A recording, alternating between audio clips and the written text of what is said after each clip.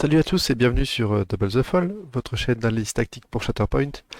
Émission un peu spéciale ce soir, on va pas couvrir de boîte avec la sortie imminente quand vous écouterez cette émission de la mission numéro 2. Et ben on va parler de la mission numéro 1 avant qu'il soit trop tard.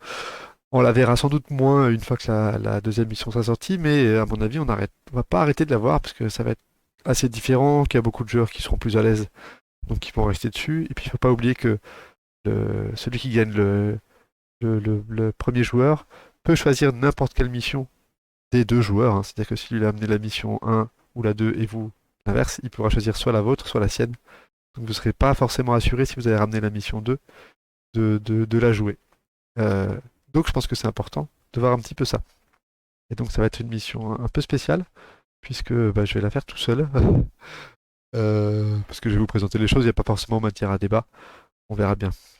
On va commencer par la première lutte. Donc, vous connaissez bien ces cartes, je pense.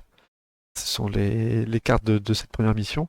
On voit que les trois objectifs du milieu sont toujours allumés.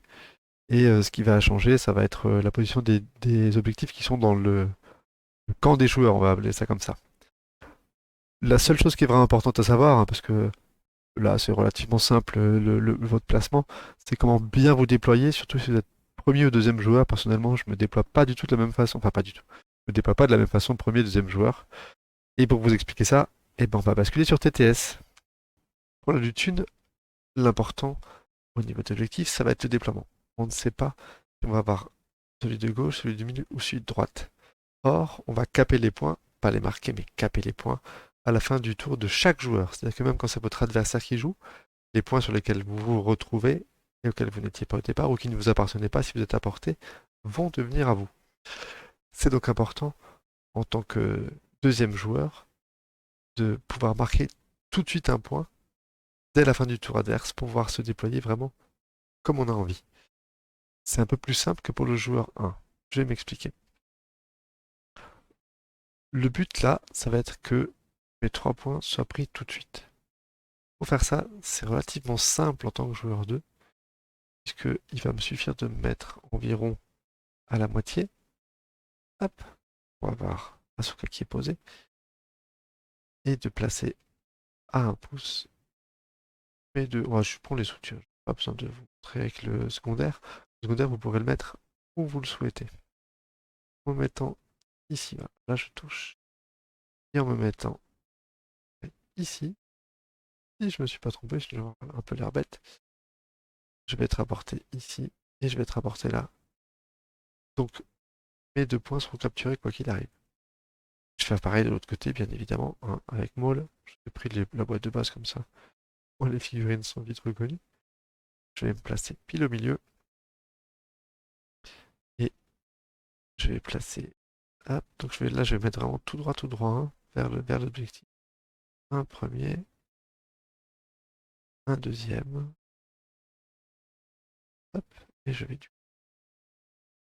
prendre ce point et prendre ce point directement.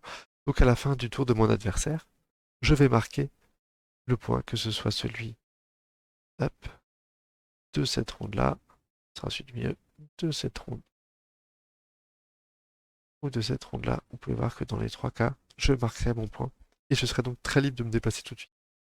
Alors, en général, je vais passer mon secondaire. Alors là, c'est un peu spécial avec les manteaux. On va avoir tendance à pouvoir les emmener un peu en avant pour pouvoir bénéficier du Stronger Together plus facilement.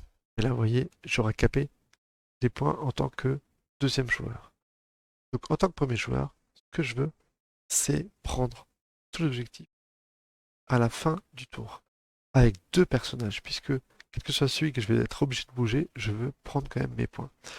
Donc ça va être un petit peu différent. Au lieu de se mettre pile au milieu, comme j'ai pu le faire avec le placement en deuxième joueur, je vais me décaler un tout petit peu vers l'objectif latéraux. Je corrigerai si je suis pas pile poil que on devrait être bon. Donc ce que je vais faire, c'est que je vais prendre un de mes supports que je vais placer ici. On va voir tout de suite. On va vérifier, je suis bien apporté. Et je vais placer ce coup-ci un de mes supports, pas pile vers l'objectif, mais un tout petit peu plus vers en haut. ici. Et mon secondaire, je vais le placer. Allez, juste comme ça. Voilà. Et du coup, vous allez voir que normalement, hop, je suis à portée ici. Et je suis aussi à portée là. Et on fera pareil de l'autre côté, bien sûr. On va prendre Maul. On va le décaler. Oh, le mur là, il va m'embêter. Mais... Donc, comme ça veut dire que si, admettons, c'est cet objectif-là qui est l'objectif actif et que je pioche Bo-Katan. Ah, je me suis trompé. Donc, Bo-Katan. On peut changer. Bo-Katan et le Mandalorien. Hop, mes excuses. Si c'est Bo-Katan, elle va partir faire sa vie. Eh bien, ce Mandalorien va continuer à prendre ici de la même façon. Si là, ça va être Gar Saxon, il va pouvoir partir et Super Mando le prendra. Mais à l'inverse, si j'active les Cries, eux deux vont pouvoir aller faire leur vie et Bo-Katan va continuer à prendre cet objectif-là. Donc, quoi que je fasse, quel que soit le tirage que j'ai en tant que premier joueur, je vais prendre le point quel qu'il soit. Et donc, je vais pas perdre de temps à garder mon Mando ou ma Bo-Katan à portée de l'objet, c'est-à-dire au maximum dans ce rayon-là. Ça peut être très embêtant si je veux aller capturer ce point-là ou prendre deux points en même temps. Voilà. Et si c'est ma Bo-Katan, je vais pouvoir faire bouger aussi mon Mando avec son jump et le laisser là aussi à portée en permettant à Bo-Katan de faire tous ses effets poursuivant vers le milieu. Voilà. Petite subtilité de déploiement entre les deux, hein, donc vous l'avez compris, je le mettrai toujours ici. Je décale un tout petit peu mes personnages primaires vers l'objectif latéral, vers là, et je vais placer mon secondaire et un primaire et un support à côté des latéraux et un des supports de chaque escouade vers le central. Ça me laisse beaucoup plus de liberté de mouvement pour ce tour 1. Alors pour discuter un petit peu maintenant de d'autres choses que du déploiement pour la lutte 1, euh, j'ai remarqué que globalement dans mes parties, si je suis premier joueur, le fait de réussir à prendre 3 objets directs, donc le mien plus 2 au centre, ça met immédiatement une très grosse pression. Donc si possible, enfin moi j'aime bien, sauf exception, mais c'est avancer des soutiens et prendre 2 objectifs. Alors vous allez me dire, mais potentiellement on va vite avoir une figue blessée, voire les deux hein, si c'est le soutien, et c'est embêtant de se retrouver très vite avec un déficit d'attrition. Mais globalement, pour tuer un soutien en un coup, les autres soutiens n'y arriveront pas. Donc ça va être soit un gros secondaire, Rex en est capable ou des choses comme ça, avec un peu de chance, soit un primaire. Et au final, de forcer votre adversaire à avancer un primaire pour sécher vos soutiens, ça vous permet, vous, de rentrer dans une espèce de jeu d'échange, hein, comme aux échecs, et de lui prendre à lui son secondaire ou son soutien. Donc c'est pas forcément un tellement handicap de perdre un soutien pour en échange mettre à terre un primaire qui va du coup payer beaucoup plus cher toutes ses compétences qui sont souvent les plus fortes. Et ça va aussi mettre beaucoup de pression parce que le gars qui a avancé son primaire, qui vous a repris un seul point du coup, en général, il va reperdre ce point et vous allez avoir un primaire dans les choux. Et vous pourrez vous placer un tout petit peu plus loin que lui et vous placer en fonction de comment il a placé son primaire pour protéger un petit peu votre primaire à vous.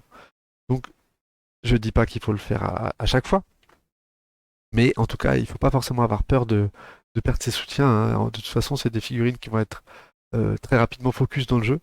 Parfois, ça peut être intéressant de les avoir à terre pour faire certaines capas ou certaines attaques hors activation où on pourra pas les blesser plus. Euh, ça se réfléchit. Voilà, c'est pas forcément un trade qui vous sera défavorable. Et quand on est deuxième joueur, ben, on a plus de liberté de placement et de redéploiement, et puis on peut réagir au placement du premier joueur. Après, réagir, hein, c'est toujours moins bien qu'agir, il vaut mieux être proactif dans ce jeu. Et si on réagit, il faut être capable de renverser la vapeur et de soi-même dicter le tempo. En gros, comme dans tous les jeux, celui qui dicte le tempo de la partie, en général, qui gagne. Même si Shatterpoint est un petit peu différent et va aider le joueur qui est un peu en arrière, ça reste, enfin, globalement, c'est des jeux offensifs, c'est des jeux de placement, c'est des jeux, voilà, il faut agir plutôt que réagir. Si vous êtes deuxième joueur, il faut pas forcément chercher à blesser l'adversaire tout de suite, hein. C'est un peu le pendant de ce qu'on a dit juste avant. Le forcer, lui, à exposer ses primaires ou ses secondaires en premier, ça peut aussi être intéressant pour que ce soit vous qui commenciez l'attrition. L'attrition importante, hein, je veux dire, parce qu'une fois de plus, perdre un soutien tôt, ça fait jamais plaisir, mais c'est beaucoup moins pénalisant que de perdre un secondaire ou un primaire. Donc parfois, ça vaut le coup. Soit de doubler les figurines pour prendre des objectifs sans forcément taper, ou en tout cas en blessant assez, en laissant un point de vie, par exemple. J'aime bien faire ça pour mettre beaucoup de pression. Ou aller prendre un autre objectif. Ou push, enfin voilà, vous faites des shows, vous pushez un objectif, vous en récupérez un deuxième. Voilà, c'est parfois plus intéressant de forcer le premier joueur à exposer en premier ses figurines. Globalement d'ailleurs, c'est plus intéressant d'essayer de pousser l'autre à exposer ses grosses pièces pour pouvoir les abattre derrière. Donc on les connaît nettement moins bien, mais voilà les cartes de la deuxième lutte côte à côte. C'est celui qui a perdu la première lutte, comme vous le savez, qui va choisir la configuration haut ou bas qui va être joué. Alors, la première chose qu'on remarque déjà, c'est que le centre ne sera jamais actif. Tous les objectifs sont potentiellement allumés, sauf le centre. Ça va beaucoup, beaucoup influencer votre façon de vous positionner à la fin de la première lutte. Pour vous montrer un peu les probabilités que chaque objectif soit allumé, on peut remarquer que en haut à gauche et en bas à droite sont les plus probables d'arriver. Ce qui veut dire que quand vous allez vous repositionner, ce qui va être intéressant, c'est de vous placer vers ces objectifs, parce que c'est là qu'il y a le plus de chances que ça arrive. Ce qu'on peut noter, je vais revenir un petit peu en arrière, c'est que vous voyez que sur chaque carte, ce sera soit l'objectif en haut à gauche, soit l'objectif en bas à droite. Alors forcément un de ces deux-là qui va être actif. Ça veut aussi dire que en vous positionnant correctement, c'est-à-dire près de ces objectifs qui sont plus souvent allumés, vous allez pouvoir forcer le choix de votre adversaire. Et vous, pouvoir le pousser un petit peu à choisir une configuration qui va pas forcément l'arranger lui, ou en tout cas moins l'arranger lui. Ce qu'il faut savoir, c'est que dans ce jeu, celui qui gagne la première lutte a en statistique à peu près, je crois, sur les Américains avaient fait les stats, avait un peu moins de 70% de chances de gagner toute la partie. Donc pour moi, ce qui va être important quand on est celui qui est en train de gagner la première lutte, c'est-à-dire que pas encore celui qui a gagné, mais celui qui l'amène, il faut, si possible, essayer de la gagner rapidement. Parce que plus on va la gagner vite, et plus on a de chances de gagner la partie, plus elle va traîner, et plus ça va être compliqué. Si jamais la deuxième lutte vous est favorable, il faut bien évidemment tenter de la gagner. Ça, la question ne se pose pas. Si jamais la lutte vous paraît plutôt défavorable, hein, c'est-à-dire que votre adversaire va pouvoir gagner assez rapidement parce qu'il est très bien placé, pour moi, c'est important de pas forcément se dire bon, bah, je la laisse tomber le plus vite possible, et tant pis. Il faut, à mon sens, la faire durer le plus longtemps possible. Un peu comme celui qui est en train de perdre la première lutte, hein. Parce que pendant cette deuxième lutte, si vous la faites durer, vous allez pouvoir vous replacer. Votre adversaire a la pression de devoir gagner cette lutte. Donc lui, il doit se placer sur l'objectif. Et l'attrition sera quelque chose de secondaire pour lui. Alors, ce sera important aussi, on le verra après, mais il va avoir tendance à vouloir gagner rapidement la deuxième lutte pour vous empêcher de bien vous positionner pour la troisième. Donc lui va vouloir aller très très vite, quitte à sacrifier un peu d'attrition. Donc vous, votre but, c'est de jamais jamais le laisser gagner vite, c'est de forcer l'attrition. Vous avez le temps de lui tuer des figurines, vous avez que ça à faire, ou presque. Et il faut faire durer la partie pour que vous puissiez vous positionner intelligemment pour la troisième lutte. Plus ça dure, mieux c'est pour vous. Même si vous perdez un peu des figurines, le but c'est qu'il en perde plus que vous et que vous soyez au bon endroit pour la troisième lutte. En troisième lutte, du coup, vous allez choisir le setup, ce qui va être un énorme avantage, puisque vous aurez pu vous positionner. Maintenant, ça c'est un peu la partie facile. La partie plus difficile, comme on l'a dit avant, il y a moins de chances de gagner quand on a perdu la première lutte, c'est pour le deuxième joueur. Alors lui, c'est tout l'inverse. Pendant la première lutte, il faut jamais se dire je la laisse tomber. Il faut jamais se dire bon bah voilà, il a 4-5 points d'avance, on est bien chez lui. C'est quand même un jeu qui permet de très très gros retournements avec les pions impulsion. Même une partie qu'on sent mal, personnellement j'ai déjà pu remonter des trucs où on était chez mon adversaire pendant tout le long, mais à la fin, eh ben, vous avez vos impulsions pratiquement jusqu'à votre zéro. Et sur un gros tour, vous marquez 3 points ou 4 points, sait-on jamais. Boum, vous pouvez encore la rapporter. Surtout que, comme je le disais, vous allez avoir tendance à faire un peu plus d'attrition à cette première lutte, vu que vous êtes derrière, donc à diminuer le potentiel de scoring du celui qui est en train de dominer, et donc vous facilitez la reprise de ces points. Mais attention, il faut savoir c'est à double tranchant. C'est-à-dire que si vous voyez que votre adversaire il a capté et qu'il commence aussi à vous faire de l'attrition et à vous gêner comme ça, et que vous commencez à prendre trop cher, il faut la lâcher, il faut la laisser gagner vite pour passer à la lutte 2 et vous repositionner rapidement. Et ça c'est important et c'est pour ça qu'on a vu cette partie-là. Il faut vous positionner le plus vite possible et le mieux possible pour gagner cette lutte 2 et avoir une victoire le plus rapide possible. Donc l'objectif qui nous intéresse c'est en haut à gauche, en bas à droite. Et donc on va passer à la lutte numéro 3. Euh, les cartes on les connaît encore moins que celles de la lutte 2 en général, hein. C'est toujours le ah tiens c'est vrai j'avais oublié qu'il y avait la position, le déplacement du cheval ou du cavalier aux échecs. Ce qu'on va noter d'intéressant, c'est que sur deux des cartes, le centre est systématiquement présent. Et que sur la troisième carte, enfin la première là sur votre écran, le centre n'est pas allumé. Si on regarde la répartition de ce qui est allumé ou pas, donc, enfin de ce qui est actif ou pas, on note que en haut à droite et en bas à gauche ne seront jamais actifs. Si on regarde la répartition de l'activation de ça, on note que le centre est le plus allumé, mais qu'aussi le centre du côté du déploiement de chaque joueur est la deuxième occurrence qui arrive le plus souvent. En fin de lutte 2, vous savez que pour vous repositionner, il va falloir se rapprocher énormément du centre et complètement abandonner le coin supérieur droit et le coin inférieur gauche, qui ne nous intéresseront plus du tout, et vu qu'il n'y a plus de quatrième lutte, c'est vraiment des points que vous pouvez quitter rapidement. Par exemple, si à la lutte d'avant, vous les aviez et qu'il n'y avait pas de menace pour vous les faire reprendre, faut pas hésiter à se barrer avec vos figurines et se rapprocher du centre. Si on regarde les activations des objectifs sur les deux luttes, c'est un truc qui est assez intéressant, je trouve. On note que 4 fois sur 12, donc une fois sur 3, les trois objectifs du centre seront allumés. Et on va voir que euh, en bas et en haut au centre, et dans le coin supérieur gauche et inférieur droit, on a 5 occurrences sur 12. Donc presque une fois sur deux dans l'émission, ça va être des objectifs qui vont être actifs.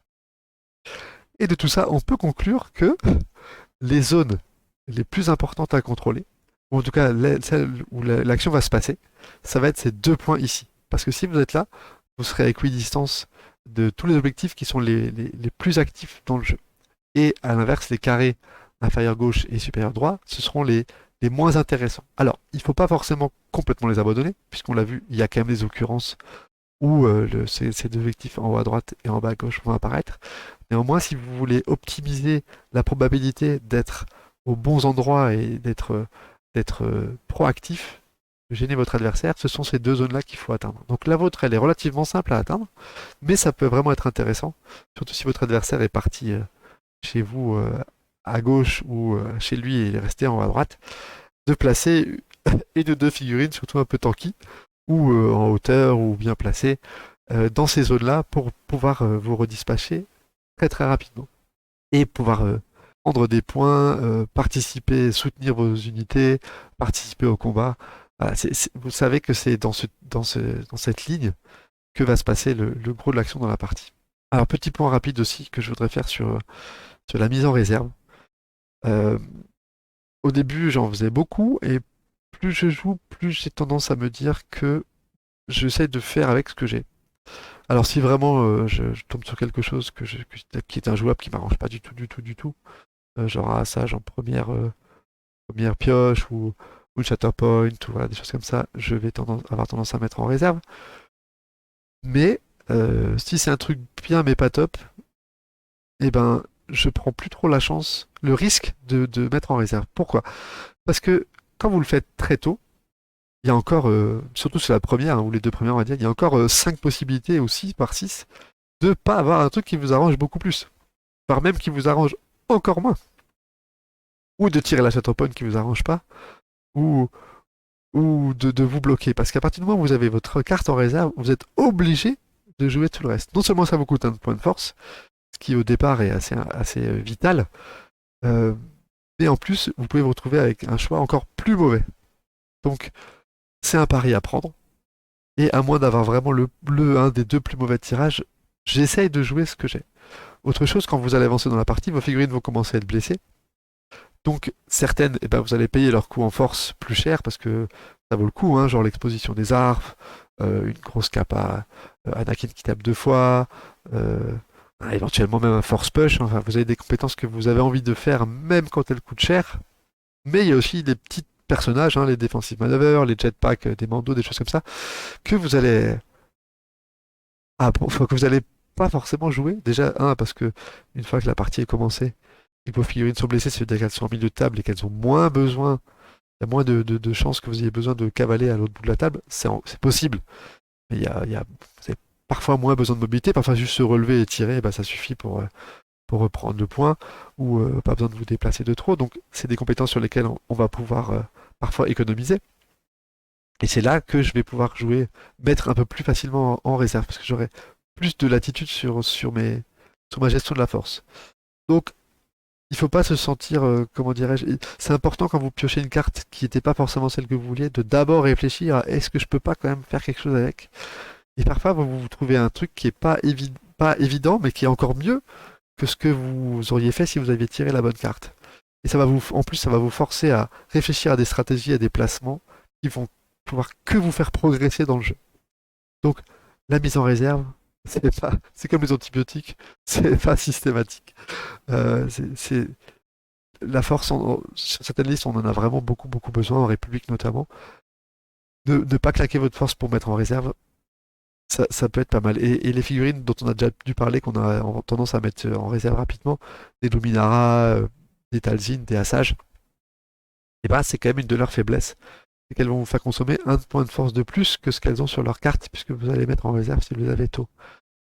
Mais une fois de plus, pour moi, le truc important, mettre en réserve, quand vous commencez à avoir plus trop de cartes et que vous savez à peu près sur quoi vous allez tomber, c'est moins gênant, mais en tout premier lieu, bah, une fois de plus, vous avez votre traçage, vous la vouliez pas, vous la mettez en réserve, vous tirez votre Mother Talzin, vous jouez une liste d'Atomirienne, bah, vous n'êtes pas tellement plus content que si vous aviez joué à Sage. Donc c'est vraiment à bien peser le pour et le contre. Ben voilà, ce qu'on avait à dire sur cette mission 1. Je suis resté aussi factuel que possible. J'ai voulu faire un format relativement court, j'espère pas trop ennuyeux. N'hésitez surtout pas à nous poser des questions ou à échanger cette mission, partager vos expériences. Voilà, et puis merci pour votre attention et à bientôt. Ciao!